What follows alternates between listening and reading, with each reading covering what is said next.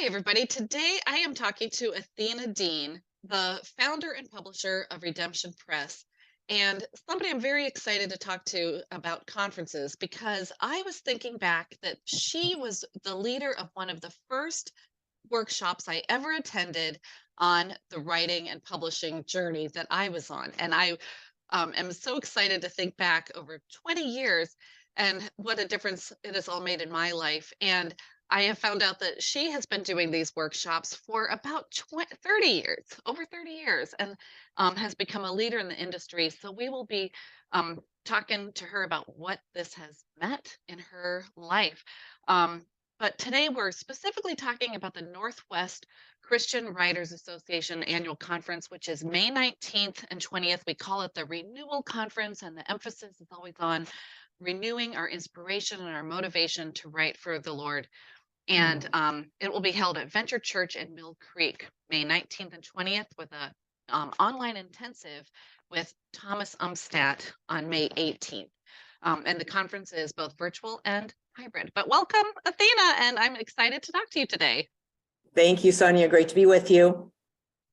So I wonder if you could just kind of reflect back with me and think about what the attending the conference as a faculty member all these years has meant to you and your publishing journey.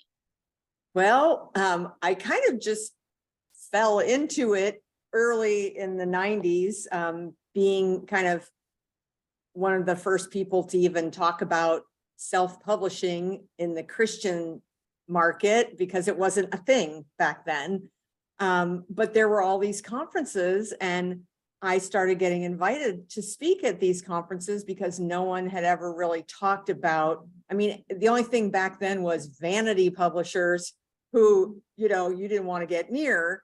And so, the idea of legitimately utilizing the concept of independent publishing before it was a thing, and doing it to the caliber of a royalty publisher as far as cover and editing and all the things, that was a new concept. So I started getting invited to all these conferences without really, I didn't know what I didn't know back then. I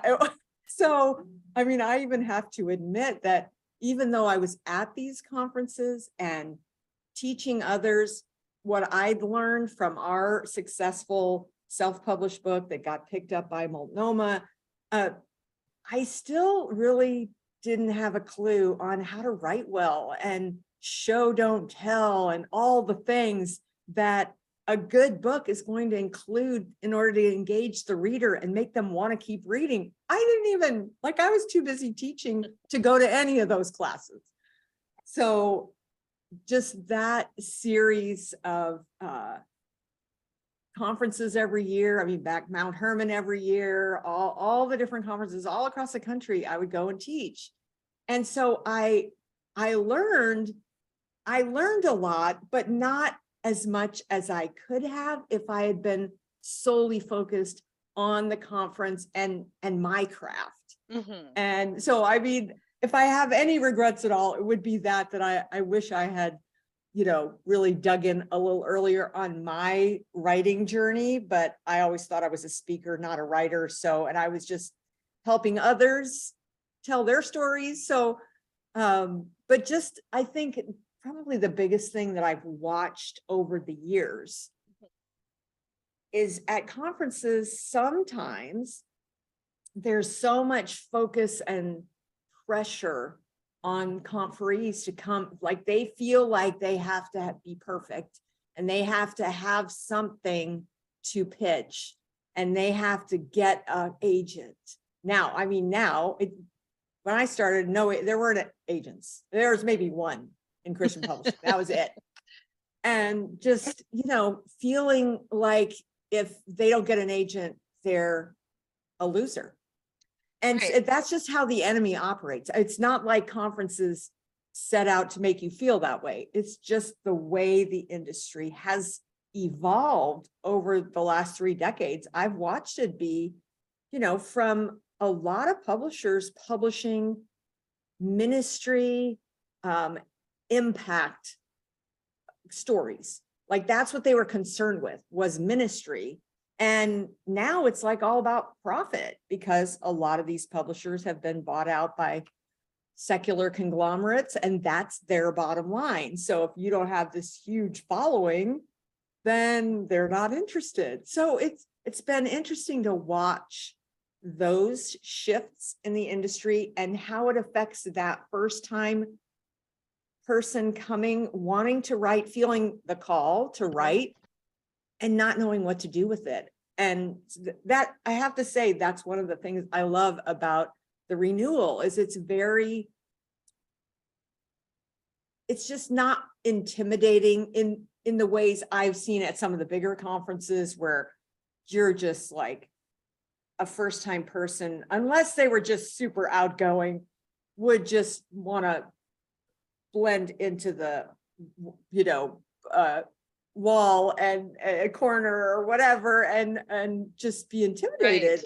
And just to have that smaller group of people, very warm, you always pick great faculty, and just to be able to sit down one-on-one and just even talk about your ideas. It doesn't have to be necessarily a formal pitch. And, you Right. know, it's, Yeah, yeah, I was going to say that's really been true in my life too, and when I first started going to a conference, I thought that I had to have a perfect pitch, just like you're describing. I was very nervous, and I kind of thought it was a one and done thing, that if I didn't make it at that first conference, if I didn't find the perfect editor or agent, publisher, then I was out of luck, except for following a self-publishing route, which has really changed over the years. As you're saying, it's become a totally valid path, and perfectly appropriate,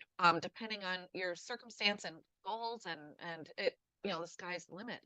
But I have found over the years that at the Christian Writer Renewal Conference, that it does have this kind of intimate tone that lends mhm, itself to good conversations and encouraging friendships and informal conversations with editors and agents that actually can be the building blocks for contracts. And that's happened in my own life, where I had pitched several times at at our conference, many times, and but it was informal conversations that led to both an ongoing relationship with Keys for Kids magazine, for example, that now write to me and ask me for stories that they want me to do, and so it started with a rejection when the first thing I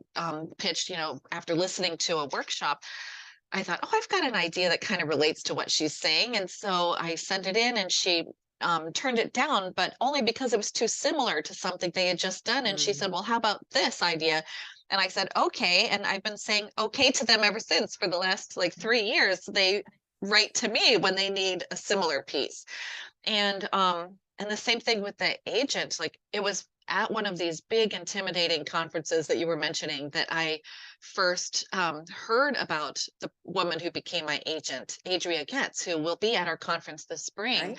right. And I had heard about her and at one of these big conferences, and I was intimidated. I thought it was a secular conference, and I thought, I will never write anything that any of these people will ever take. And I was feeling really discouraged, and mentioned that to somebody in line, like a food line or something. And somebody standing in front of me turned around and said, well, did you know there's a new agent in Tacoma that represents Christian and mainstream work? And when I had sent work to her, we met over coffee in Tacoma, since I was local, and started a friendship and a relationship that 4 years later led to her becoming my agent. So I think the idea is that the conferences like our Renewal Conference are so key, because they have this atmosphere of welcoming and encouraging and friendship that really can open the doors to really the sky's the limit in reaching your goals. Absolutely. And it's those relationships that we make at these events that I just think it may be years, or you may never get a contract, I mean, but the point is, when you make relationships like that and you find your people and you have people around you that encourage you, which is what you find at a writers conference, where you don't find it anywhere else. People that aren't in the writing world don't get you. And that's an important piece, really, regardless of whether you just write articles or you just blog or you just send letters to prison inmates, I mean, whatever God calls you to do in your writing journey, the fostering of relationships in a writers conference like the Renewal, especially like the Renewal, because it is so intimate and just much less intimidating, I think, than many of the conferences that I attend across the country. And that's the one thing I love about it, is that it really does nurture and help those that are there find out what their next step is. Their next step may not be an agent, or may not be an editor signing them, an acquisitions editor, or whatever. It may just be learning how to write. I think also learning how to write new things. Like, I've attended different workshops. In fact, the one for the Keys for Kids magazine, I really attended that one on devotional writing, because my best friend, who I had met at Northwest Christian Writers Association, because we both write for children and we hit it off and we're good friends, I attended that workshop simply to spend more time with her. And then it was through listening to this new angle for writing short pieces and hearing how it might benefit my writing, even as like writing exercises while I was in the midst of writing a novel. I learned about writing these short pieces could be so encouraging because you get faster feedback often. They're good practice for writing tight, and it just became a wonderful experience all the way around. But it started through a friendship and hearing about something new. And at the last conference I went to for Christian writers, I learned more about screenwriting. Rowena Quote talked Right. about screenwriting, and it's like, I would really like to try that sometime. And so at conferences like the Renewal, it's a great opportunity to learn something new that you never even thought about before. Absolutely. That is, and what's fun is, over the years, I mean, there never used to be screenwriters. When I started, there was no sci-fi, fantasy, anything. That was just, I remember asking Steve Lobby once, like, do you think Christian publishing will ever accept that genre? And he's like, well, I don't know. And the next thing, 5 years later, he's like the pioneer of that. That's right. And I had breakfast with Steve Lobby one year because I was staying at a hotel near the conference, and my friend Debbie and we sat at breakfast, and in walked Steve Lobby and sat down at the table with us, and we started chatting. And that's another fun thing about the conference, is that it gives you all these opportunities to meet people that maybe you subscribe to their blog or podcast or something, and then all of a sudden there they are in person drinking coffee next to you. And so that's a fun thing too. Absolutely. There's just, I think if we spent an hour counting all the different things that make conferences like this worth the investment of time and money, I think we could keep going for hours on end, just because there's think about just learning how to present something that God has given you without like saying things like, well, God told me you're going to publish this. Don't say that when you sit down with an agent or editor, okay? Don't play the God card, to come with humility and say, I really feel like this is something God wants me to pursue. Would you take a look and give me some feedback? I mean, we need to be teachable and want feedback and want to improve, and not just think because we feel like God downloaded this book to us that it's done.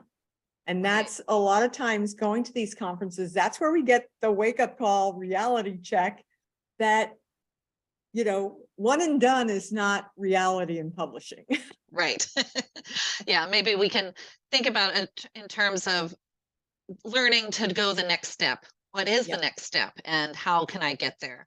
right. And in that regard, I'd like to talk to you about the workshops that you're going to be doing at our conference this spring. Can you share a little bit about those? I am. I'm doing tips from a podcast pro. And that is just going to be going through some of the elements you need to think through if you are feeling called to take that step of having a podcast. And I had a radio show for 4 years and then moved to podcasting and have had a couple different podcasts. We're just in the middle of rebranding the one that we do every week.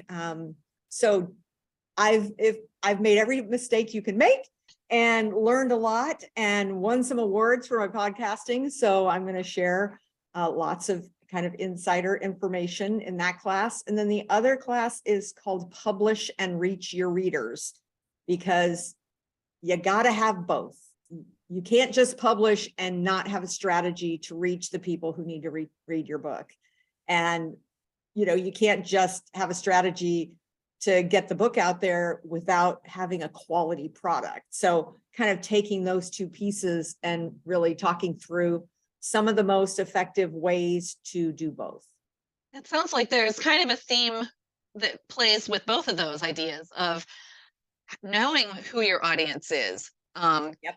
When you podcast, you have to have kind of a targeted niche because there's a lot of podcasts out there now. And to Right. reach an audience, you have to kind of know who you want to talk to, who is the person that might listen to you. And same thing with the books, that you need to figure out Yep. who you're writing to. And you might want to say, oh, but everybody loves my book. But even if that's true, there's still a targeted audience, and Yep. so important to have a plan for how to at least get on the path of reaching them. Absolutely. And that's probably one of the biggest things I think new aspiring writers find at conferences and a conference like this is learning some of those basic things that they didn't know that they needed to define that one person that's going to read their book and write it to them and really be clear on who that person is. Now, does that mean other people won't read it? Absolutely not. There's other people are still going to read it, but you have to know who you're writing to. And that translates to a podcast, it translates to blogging, it translates to microblogging on social media, it translates to your website, it translates to everything you do. You have to know who that person is. And absolutely, it is not everybody. Your mom might tell you it is, but believe us, it's not. Yeah. And I hear a lot about podcasting, and I listen to a fair number of podcasts, especially during the pandemic. I worked in my school Mm, library by myself because all the teaching was being done remotely for a while. And so I was in the building cleaning books basically and repairing the mm, thousands of books in our collection that had been loved to death, over the years. And I yeah. finally had time to focus on that. And so, since the librarian I worked with was teaching from home remotely, I was by myself, basically one of just a very few people in the building for months and months. And so I spent a lot of that time listening to podcasts. And Mm. I wonder if you could just speak a little bit to that specifically for writers. How could doing a podcast or being guests on podcasts help writers? Well, definitely. If you have a book or you have maybe a speaking ministry or some sort of ministry that you're involved in that your book is part of, let's say, um, doing a podcast. I mean, podcasts are the new radio. What used to be radio is really now podcasts. And when you're on a podcast that is speaking to the same audience that you are writing to, God is allowing you to be in front of someone else's audience that is who needs to hear about your book, and maybe not even your book. Maybe they just need to get to know you and your message so that when your book does come out, you're getting in front of people that are going to then follow you and follow your blogging, or you follow you on social media or whatever. I mean, people are buying who you are, what God has done in you, what message he's given you, that's what people buy. And from there, they're going to want to read whatever you write if they resonate with what you are saying. And so it's just anytime you can either have a podcast, if you have, I mean, you can't just willy-nilly have a podcast and go, oh, I was going to talk about whatever. Well, no, you need to be very strategic. I mean, you need to prayerfully ask God what he wants you to have a podcast on, and then take that focus. And that should be the people that he's called you to pour into and minister to, and develop that podcast in a way that's going to speak to those people that someday are going to need to read your book, or right now going to need to read your book, either way. And then same strategy with being on other people's podcasts, is finding those podcasts where you could be a resource for that podcaster. Your message could help their audience. That's what you want to do. You don't want to go to a podcaster and go, you need to have me on because I have a great book to buy that I want your people to buy. Right. That's the way not to get an interview. But being a resource that's what we need to be to our brothers and sisters in Christ and the people that they're ministering to. If it's similar to your audience, that is going to help you get the message that God has given you out to the people that need to hear it.